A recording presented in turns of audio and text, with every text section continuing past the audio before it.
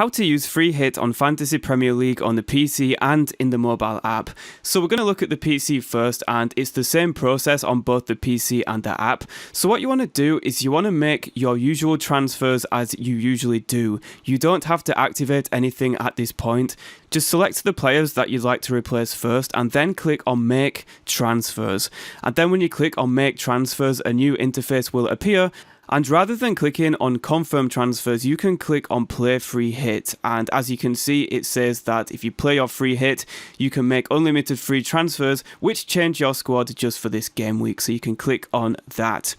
Now, over on the iPhone, it's the same process, so I've made my transfers that I want to make, and then you click on Next Step, and the option to play free hit will appear above Confirm. So click on that instead of Confirm, and then you can use your free hit for the week. And that is all you have to do. So if this video helped, please leave a like and a nice friendly comment, and also click the subscribe button to help Minutemanual get to 100,000 subscribers. Thank you very much.